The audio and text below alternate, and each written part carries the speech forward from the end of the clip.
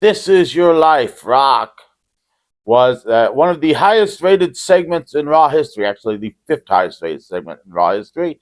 And surprisingly, WWF hasn't decided to make money with it and put it on YouTube yet, so I have no idea how it ended. This is your weekly wrestling moment with Steve Sanders. I'm Steve Sanders. As I said, surprisingly, WWF hasn't put this segment on YouTube yet. Done a bunch of commercials in there, and decided to make some money off it, which is really weird for WWF, who seems to be all about the money these days, charging an absurd amount of money on ticket sales, and deciding to just push the same generic wrestlers over and over again. Yet they have not decided to put this on YouTube yet, and just throw like 8 or 12 commercial breaks in there. This is about a half hour long. Now, This Is Your Life was not something Mick Foley made up. This Is Your Life was a television show, and it was a radio show first that ran in the 50s. And then it was a television show that ran in the 60s, and it ran briefly in the 70s, and then it came back in the 80s. And it had celebrities and real people, and they'd come on the show, and they'd be like, "This is your life," and they'd invite people from the past to come on and show them that their life was worth living. Though most of these people, their life was not worth living, except for the celebrities who like gushed and awed and cried. But they can cry on cue, so of course they cried.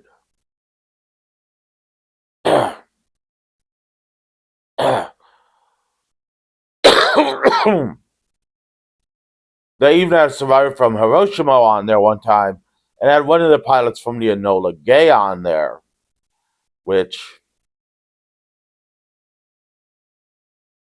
I don't know what that was supposed to prove. I have no joke here. So Mick Foley decided to recreate this on Raw in September of 1999 with his buddy The Rock, who was his rival at one point, if people remember that. And they were a tag team known as the Rock and Sock Connection at this point, who had not held the tag team titles yet. I don't think so. Though they might have. I don't know. I did not do proper research on this. I know at one point they held the tag team titles at 3 points.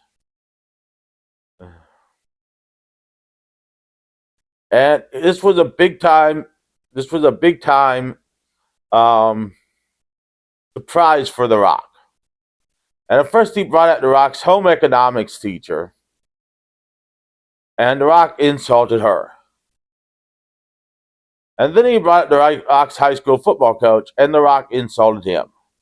So they all did something to make The Rock mad back when he was in high school.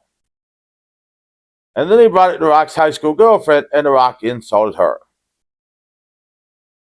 So then he made The Rock open presents and showed that he got him and The Rock matching jackets that said The Rock and Sock Connection. Which The Rock surprisingly didn't insult the jackets, mainly because they couldn't talk back. And then he brought out Mr. Rocco, which was a sock with The Rock's picture on it, which surprisingly The Rock didn't say anything bad about that, which looked like the dumbest thing I've ever seen. And The Rock surprisingly didn't use it in matches, which would have been hilarious. He brought out Mr. Rocco for the people's elbow. And then Yurpo the Clown came out, and Mick Foley has said that he is still in contact with Yurpo the Clown.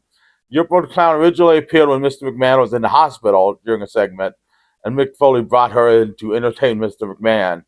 And she appeared again in this.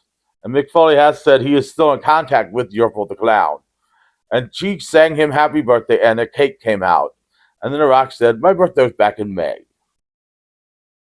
And so The Rock insulted Yurpo the Clown. And I did not see how this segment ended, so I do not know what happened after this. But I know Triple H at one point attacked during this segment, who was The Rock's opponent for the night, and was one of The Rock's longtime rivals. So they seem to work pretty well together in WWE now. Maybe they put past the past shenanigans, either that or The Rock bottoms Triple H once a day onto a table in WWE headquarters.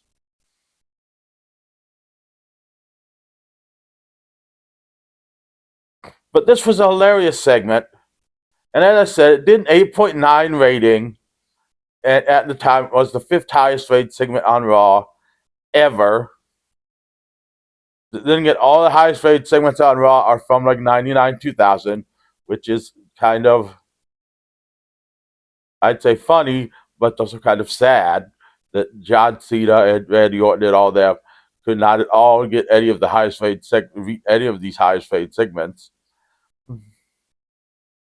But then again, Vince McMahon hated the segment. Bruce Pritchard hated the segment because they were given 14 minutes to do this segment and they went 26. And so the Rock and Mankind were seen as very selfish at the time. But then the ratings came out the next week and it shown they blew everything out of the water during this segment.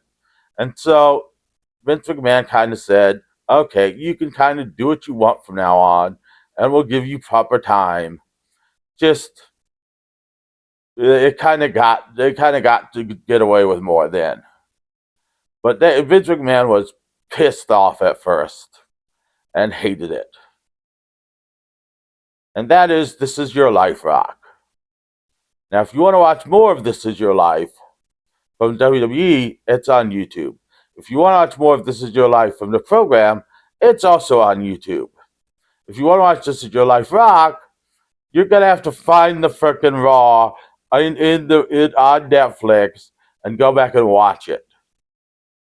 The whole fucking Raw. Because WWE hates your fucking guts and wants you to fucking do that. So here's a word from my sponsor. Tired of piling your trash up in the kitchen? Taking it out by shovel just for the garbage man not to pick it up? Get a trash can. Just put trash in it, then take it out to the garbage man. He'll pick it up. Well, maybe, unless he doesn't see it, or just doesn't feel like it. But still, it's easier than piling trash up. Get a trash can today.